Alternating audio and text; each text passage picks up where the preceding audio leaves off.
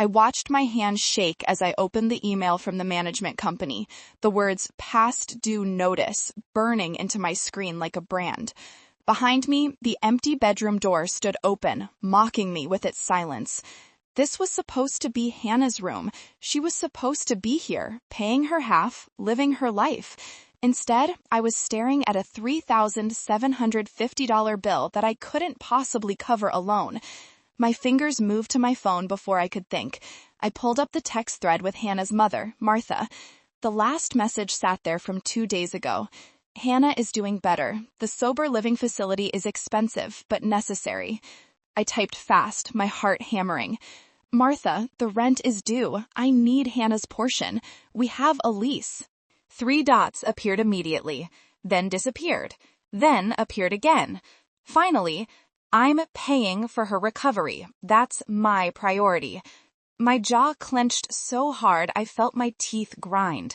I stood up from my kitchen table, the chair scraping against the hardwood floor loud enough to make me wince. The house felt enormous suddenly, every corner of it a reminder of the money bleeding out of my bank account. I'd lived here for 6 years, survived 3 roommates before Hannah, made it work every single time. At 68 years old, I thought I'd figured out this system. I was wrong. I called Martha. She answered on the 4th ring, her voice tight and defensive before I even spoke. I know why you're calling. Then you know I need an answer, I said, keeping my voice level. The management company sent a notice. If we don't pay, we both get evicted. You signed as her co-signer. I'm aware of what I signed. Her tone could have frozen water. But I'm also paying $2,000 a month for Hannah's current housing. I can't do both. You legally agreed to do both. Silence stretched between us like a chasm. I'll pay for January, she finally said, but that's it. After that, you need to figure something else out. Figure something else out? I repeated, my voice rising despite myself. Martha, the lease runs until August. That's 7 more months. You can't just walk away from a legal contract. Watch me, she said, and hung up. I stood there with the phone pressed to my ear, listening to dead air, my whole body trembling with something between rage and terror. The management company's notice sat on my table, bold letters spelling out consequences I couldn't afford. Late fees, credit damage, possible eviction proceedings. I'd spent 40 years working as a paralegal before retiring. I knew exactly how binding that cosigner agreement was. I also knew exactly how hard it would be to enforce it against someone in another state who simply refused to pay. My savings account had $12,000 in it, enough to cover maybe 3 months of full rent if I stopped eating, stopped driving, stopped living. Then what? I walked to Hannah's empty room and pushed the door open wider. Sarah had been staying here over the summer, paying $800, while Hannah was supposedly in Maine being a private chef. That arrangement had felt clever at the time, a way to keep everyone happy. Now it felt like a trap. Sarah's things were gone now too. She'd left in October when her temporary stay ended, expecting Hannah to return. The room looked sterile. Bare walls, empty closet. The bed I'd furnished myself still made up with sheets Hannah had never bothered to take. I'd paid for those sheets. I'd paid for the shower curtain in the bathroom. I'd paid for every single utility bill since August without asking for a split because Hannah had seemed fragile and I'd wanted to be kind. Kindness was bankrupting me. My phone buzzed. A text from Sarah. Hey, checking in. Any luck finding someone for the room? I'd been searching for 3 months, posted ads everywhere, showed the room to 17 different people. The problem was simple and unsolvable. Nobody in this area could afford $900 for a shared house unless they made at least 3 times that in monthly income. The management company's requirements were strict, and everyone who qualified wanted their own place. I texted back, still looking, 3 dots, then, I'm sorry, I wish I could help. Everyone was sorry. Sorry didn't pay rent. I walked back to my laptop and opened my email, scrolling through the message from the management company again. There was a clause about lease termination, $500 fee plus full rent payment until a new tenant was found. I did the math in my head and felt sick. If I broke the lease, I'd be responsible for paying $3,750 monthly for however long it took them to find someone new. In this market, that could be months, and I'd have to find a new place for myself, which would run at least $2,200. $6,000 a month, minimum. For how long? 3 months? 6? I'd be destroyed. My phone rang. Unknown number. I answered anyway, desperate for any distraction. Is this Eleanor? A woman's voice, professional. Yes. This is Diane from Berkshire Property Management. I'm calling about your lease situation. We received a call from Martha Fielding requesting to terminate her daughter's portion of the lease. My stomach dropped. She can't do that without penalty. I'm aware. I'm calling to discuss your options. Given that Miss Fielding has indicated she won't continue paying and her daughter isn't returning, you have a few choices. You can find a replacement roommate who qualifies under our income requirements, you can pay the full rent yourself, or you can both agree to terminate the lease with the associated fees. I've been trying to find a replacement for months. I understand. Unfortunately, the market is difficult right now. Her tone suggested she'd had this conversation 100 times. If January's rent isn't paid in full by the 5th, we'll have to begin late fee assessments. After that, eviction proceedings. Martha said she'd pay January. We need to receive payment by the 5th. Today is the 2nd. 3 days. I had 3 days to make sure Martha actually followed through, and then I had to figure out what to do about February, March, April, May, June, July, August. 7 months of impossible choices. I'll handle it, I said, though I had no idea how. After hanging up, I immediately called Martha again. It went to voicemail. I left a message, keeping my voice steady through sheer force of will. Martha, this is Eleanor. The management company needs payment by January 5th. That's 3 days. Please confirm you're sending it. No response. I tried Hannah's number next, even though I knew it was pointless. Hannah had been clear in her last text. I have no money and can't help. The phone rang 6 times before going to voicemail. I didn't leave a message. The house felt like it was closing in on me. Every room a reminder of space I couldn't afford alone. I'd retired 3 years ago, thinking my savings and Social Security would be enough if I kept a roommate. The math had worked perfectly until now. I pulled up my bank account on my laptop. $12,036.42. My Social Security covered about $1,800 monthly. That left me $1,950 short every month. 6 months would drain everything I had. Then what? Move in with my sister in Arizona? She'd made it clear years ago that her house wasn't a rescue station. Get a reverse mortgage? At my age, with my limited equity? My hands were shaking again. I pressed them flat against the table and focused on breathing. There had to be a solution. There was always a solution. I'd gotten through worse before. My husband's death 15 years ago, my son's drug problems 20 years before that. I'd survived by staying calm and thinking clearly. I needed leverage. I pulled up the lease agreement on my computer, the one Hannah and Martha had both signed in August. I'd kept digital copies of everything, old paralegal habits dying hard. I read through the cosigner section carefully, highlighting the relevant passages. Martha had agreed to be jointly and severally liable for all rent payments. That meant if Hannah didn't pay, Martha was legally obligated to cover it. The contract was ironclad, but enforcing it would mean taking her to court. Small claims court had a limit of $10,000 in California. I'd need to sue her multiple times for each month's rent, or wait until August and sue for the total amount owed. Either way, it would take months, maybe a year. I'd be evicted long before I saw any money, unless I could scare her into paying. I opened a new document and started typing. A formal letter citing specific clauses in the lease agreement, outlining Martha's legal obligations, and detailing exactly what would happen if she refused to pay. Credit damage, collections, possible judgment liens. I wrote it the way I'd write any legal demand letter. Professional and cold and absolutely serious. Then I added something else, something I'd found in Hannah's room months ago and hadn't thought much about. At the time, A folder, tucked in the back of her closet, full of documents. I discovered it when I was cleaning in September, after Hannah had left for Maine. I hadn't meant to snoop, but the folder had fallen out when I was boxing up her things to make room for potential new roommates. I'd glanced through it quickly, then put it back, feeling guilty. Now I walked to my bedroom closet where I'd stored Hannah's boxes. I pulled out the folder and opened it on my bed. Bank statements. Hannah's bank statements from the past year. And they told a very different story than the one Martha had been selling. Hannah wasn't broke. Hannah had over $40,000 in her checking account. I sat down hard on my bed, staring at the statements. Deposits every month, large deposits, $5,000, $3,000, $7,500. All from the same source, Martha Fielding.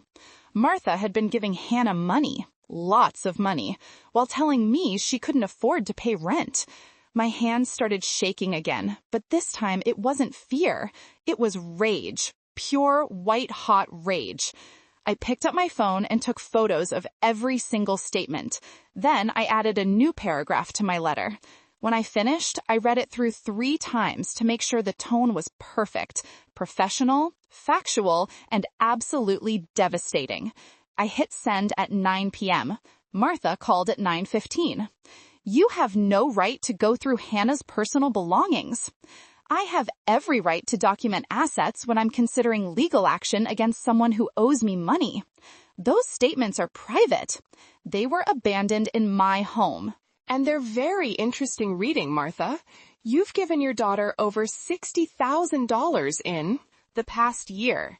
You're paying for her rehab. You're paying for her sober living. But you won't honor a contract you signed?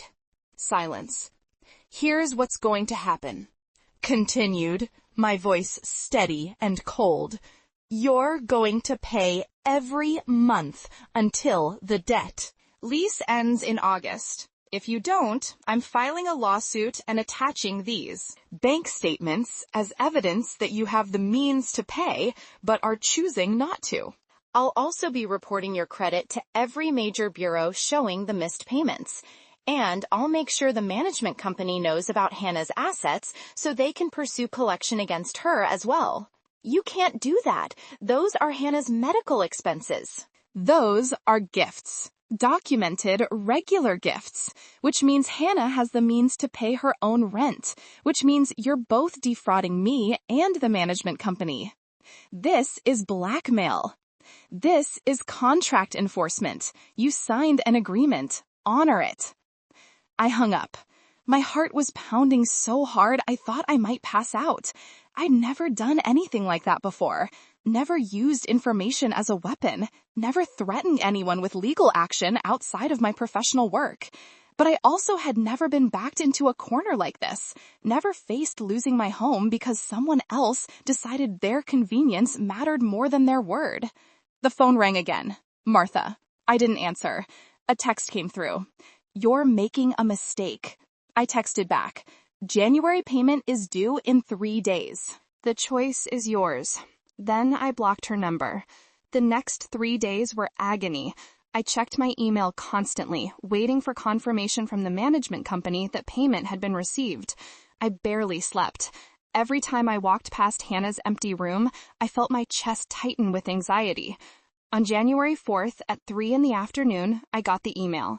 Dear Eleanor, payment for January has been received in full. Your account is current. I sat down at my kitchen table and cried.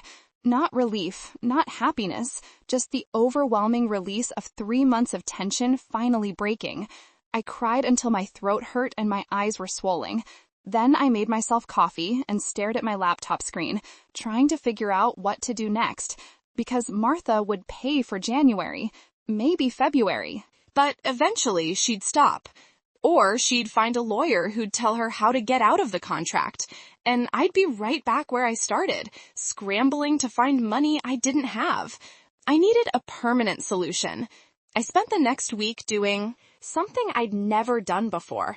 I started looking into Martha's life, not like a stalker, like a paralegal, public record searches, social media, professional networking sites. I found out she owned a house in Florida worth about $400,000. She worked as a realtor. Her social media was full of photos from expensive restaurants and beach vacations. She had money. She was choosing not to honor her obligation. I also found something else, a public record showing that Martha had been sued twice in the past decade. Once by a former business partner, once by a contractor. Both cases had settled. Martha didn't like being in court. She liked settling. I wrote another letter, this one longer, more detailed. I outlined every month of rent remaining on the lease. I calculated late fees and penalties. I attached copies of the cosigner agreement, the bank statements, and a breakdown of Martha's assets based on public records. Then I explained exactly what would happen if she stopped paying. I'd file in small claims court. Immediately, I'd pursue judgment liens against her Florida property. I'd report the debt to credit bureaus. I'd make sure every realtor association she belonged to knew she'd violated a legal contract. I'd make her life professionally uncomfortable in every way I legally could. At the end of the letter, I offered a deal. Pay through August as agreed, and I'd never contact her again. Walk away, and I'd pursue every legal avenue available. I sent it on January 12th. Martha called the next day. You're vindictive. I'm desperate. There's a difference. Hannah is sick. She needs help. Then help her, but do it while honoring your contracts. I can't afford both. Your bank account suggests otherwise. Your house suggests otherwise. Your Instagram vacation photos suggests otherwise. Another long silence. If I pay through August, you'll leave us alone? Completely. And those bank statements? I have no use for them after August. She hung up without agreeing. But 2 days later, I got another email from the management company. February's rent had been paid, early. I sat back in my chair and let myself breathe for the first time in weeks. But I wasn't done, because even if Martha paid through August, I'd still need a roommate after that, and I'd still be vulnerable. At 68, I couldn't keep doing this dance every time someone's life fell apart. I needed stability. I needed control. I spent February doing something I should have done years ago. I talked to a lawyer about buying the house. The property management company worked for the owner, an investor who'd bought the place a decade ago and had been renting it out ever since. I'd been a perfect tenant, never late, never caused problems. Maybe, just maybe, I could convince him to sell. The lawyer helped me draft an offer letter. I proposed buying the house for its current market value, with a delayed closing date in September, giving me time to secure financing. I explained my situation carefully, emphasizing my long tenancy and reliability. I made it clear I was serious. The owner responded in a week. He was interested, but he wanted to see proof I could get approved for a mortgage. That was the hard part. At my age, with my limited income, most lenders wouldn't touch me. But I had options. I had equity from my previous home, I had my savings, and I had one more thing, my son. I called Derek for the first time in 6 months. We'd been estranged since my husband's death, fighting about inheritance and old grudges. But Derek had money. He'd built a successful software company, and he was my last option. Mom, everything okay? I need to ask you something. It's important. I explained the situation. The roommate disaster, the lease, my plan to buy the house, my need for help with the down payment. Derek was quiet for a long time. How much? $50,000. I'll pay you back over 5 years with interest. Mom, you're 68. Why are you trying to buy a house now? Because I'm 68 and I can't keep dealing with roommates who destroy my stability. I need to own my own space. Another pause. Let me think about it. He called back 3 days later and agreed. Not a loan, a gift. He'd give me $50,000 for the down payment. He didn't want me to pay it back. He just wanted me to be secure. I cried again, different tears this time. By March, I had a mortgage pre-approval. By April, I had a signed purchase agreement. By May, the inspection was done. By June, I was in escrow. Martha paid every month, right on time. Never spoke to me, just paid. In July, 1 week before closing, I got a text from Hannah, the first contact I'd had with her since October. I heard you're buying the house. I'm happy for you. I'm sorry for everything. I stared at the message for a long time. Part of me wanted to ignore it. Part of me wanted to say something cutting. But mostly, I just felt tired. I texted back, I hope you're doing better. I am, 6 months sober, working on making amends. Good luck with that. She didn't respond. On August 1st, I closed on the house. The deed had my name on it, mine alone, no landlord, no management company, no roommates. I stood in the living room that evening, looking around at the space that was finally, completely mine. I thought about Hannah and Martha. I thought about Sarah. I thought about all the people who'd passed through this place over the years, temporary and transient, and ultimately unreliable. Then I thought about what I'd learned. That kindness without boundaries was just another word for being used. That sometimes you had to fight, even when fighting felt wrong. That at 68 years old, I was still capable of being ruthless when I needed to be. I'd survived by being smart and strategic, by using leverage, by refusing to be a victim. The empty bedroom sat silent down the hall. I walked to it and opened the door one last time. Then I closed it and decided what I'd do with the space. Maybe a home office, maybe a craft room, maybe just storage. What I wouldn't do was fill it with another person I couldn't trust. I'd learned that lesson the expensive way. Let me know your thoughts in the comments below. Would you have used those bank statements to force payment, or was there a better way to handle Martha's refusal?